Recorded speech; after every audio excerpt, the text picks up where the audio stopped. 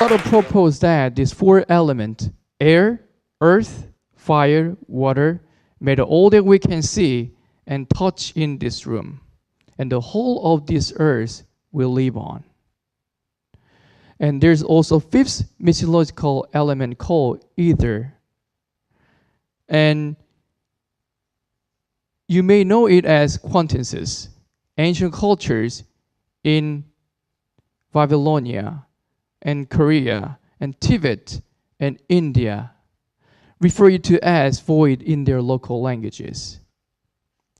Well, it sounds like almost nothing, but people in ancient culture started associating it to elixir of life because due to its mythical and pure quality.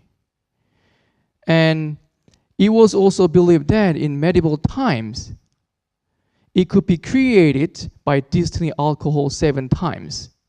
And it was a thought after universal medicine that could cure all of man's illnesses. But rather than we all cure antidote, I like to think that either represent man's pursuit for the cure to a much larger problem. The problems that affect all of mankind, such as modern societal problems. It sounds almost impossible, right? We humans are innately greedy. There is a tragedy of commons such as pollutions, climate change, and gender pay gap, income inequality. But what if there's something close what we can perceive as an either, and thus exist in the modern world, and it could revolutionize the world we currently live in by potentially resolving these pervasive global problems. It is something we as humans, bound by our mortality, cannot achieve. But I believe with such a technology, it can bring us one step closer to an ideal world we seek. And that is blockchain. For those who you don't know me, my name is Will Lee.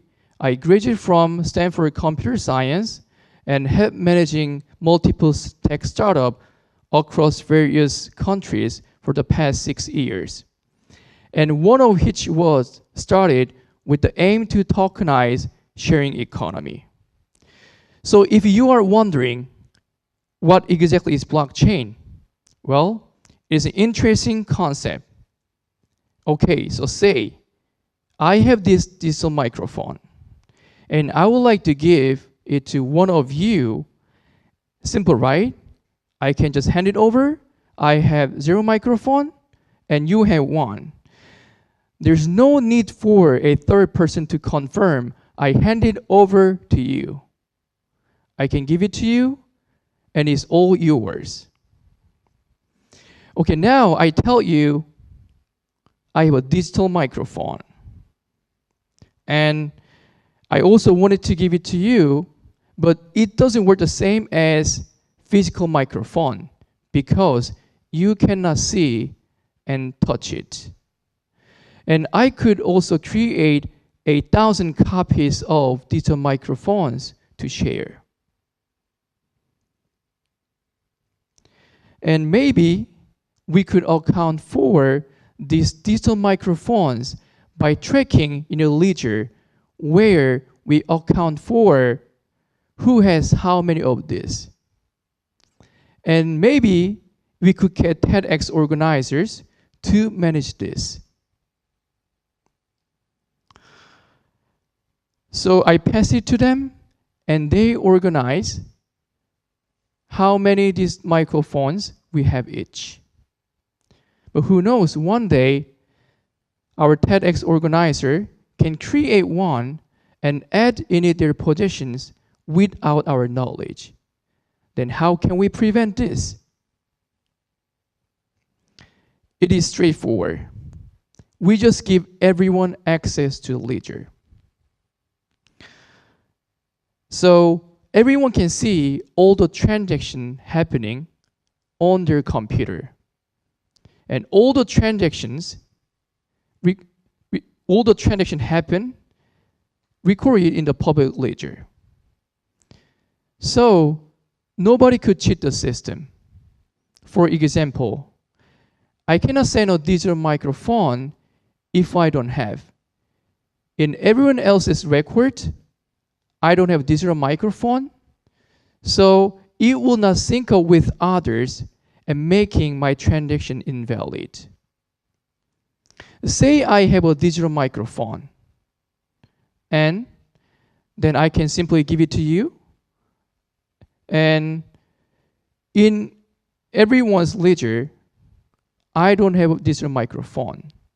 So even though I want to take it back, I cannot, because the digital microphone no longer belongs to me. It is a fascinating concept. It's no pure coincidence. The creator of Ethereum, one of the most successful and top blockchain project, and decided on this name because other than sounding nice, it contains the word Ether. And now, Ethereum is the second most powerful digital asset in the market after Bitcoin. If you think about it, Ether and blockchain drew many similarities. They are both shapeless, formless, and intangible. And much like Ether, blockchain could be a potential elixir of an ideal world, we think. So why do I say so? Just like how Ether is a universe, is the fabric of universe, blockchain could be the fabric of our world. For example, its ability to connect everyone and anyone in a decentralized manner, allowing us to solve existing problems we have. Let's take gender inequality for example. Despite national and international measures taken, according to a UN's annual survey of women's economic and political and social rights, only 4 countries offer total equality for women: Costa Rica, Cuba, Norway, and Sweden.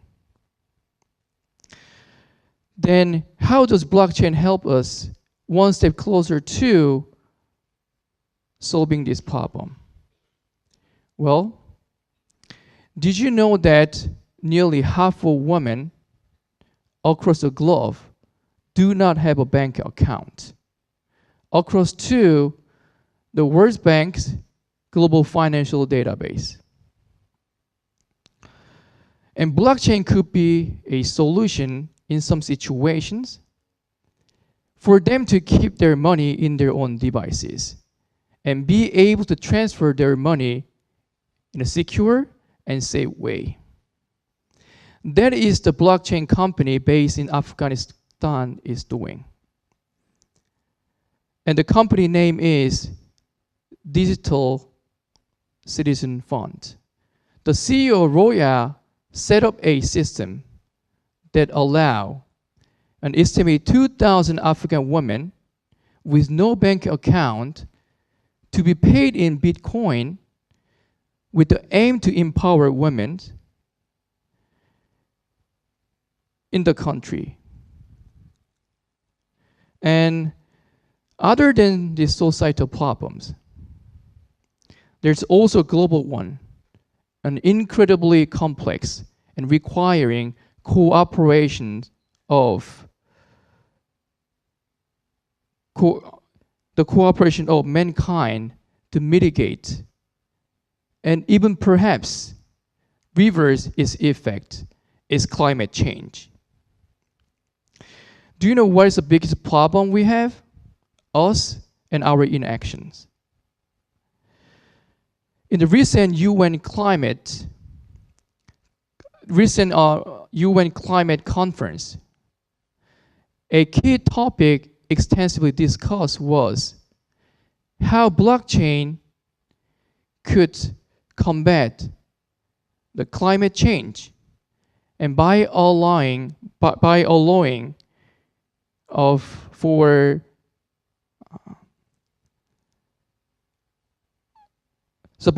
for improved tracking and reporting of carbon emissions and facilitating clean energy trading between consumers. And also there are many other use cases. For example, right now, it is difficult to track the performance and impact of environmental treaties. Government and corporations might not be able to adhering to terms, or they might be manipulating data. A blockchain will ensure that these treaties are as effective as possible.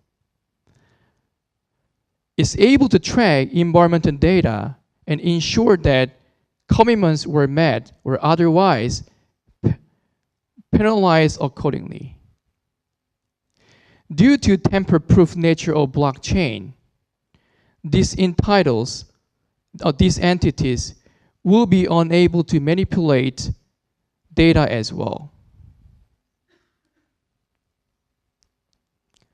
2, other than allowing us to connect and share resources and informations, blockchain is the bridge between the tangible and intangible through the tokenizations of assets.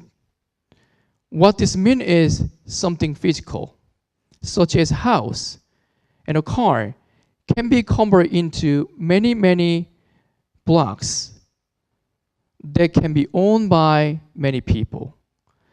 The implication is this: even the poor will be able to have a stake in owning, for example, real estate, which is traditionally reserved for the wealthy. Doing so will allow potentially the reduce of income and opportunity gap. Take, for example, this building we are here in. We can tokenize it and split it into millions of small blocks and connect it to a blockchain in the digital world. And anyone can purchase a block of this building. Or take this building and another one outside. Let's say the outside building B. Similarly, both buildings are tokenized and split millions of blocks. The blocks of these two buildings can be connected with the purpose to minimize wastage of energy or simply share resources. For example, if this building has excessive solar energy, then this building can sell extra energy to building B. And the building and block owners can receive a share of the profit.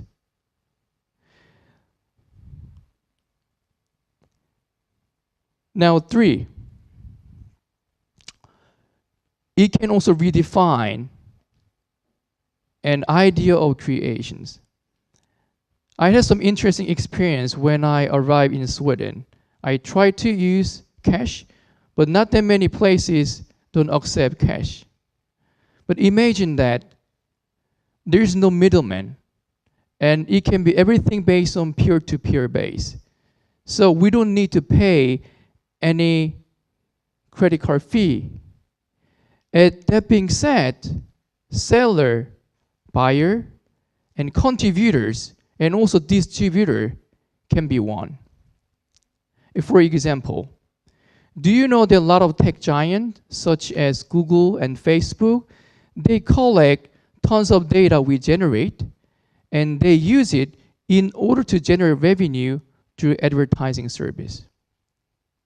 But here's my questions. How we are able to track all of this usage? At this moment, there's no way.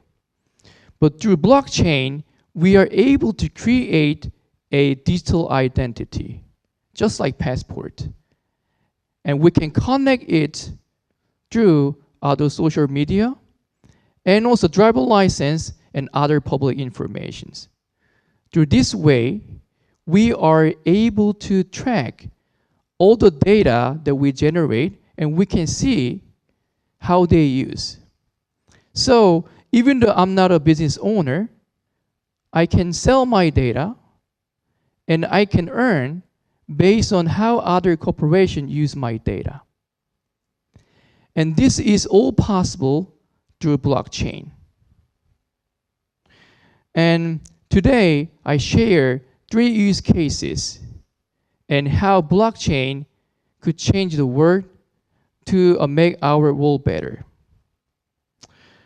My point is, with blockchain, it can create a world where no single person truly owns anything, but everyone has the ownership of something. The world would be shared, and there is transparency in all of our actions, and boundaries can be breached. And blockchain can be the closest thing that what we can achieve, or what we can perceive as either an elixir to an ideal world we seek. But only main difference is we have already found blockchain technology. And now we are able to unlock and harvest its power for good. And thank you for your time.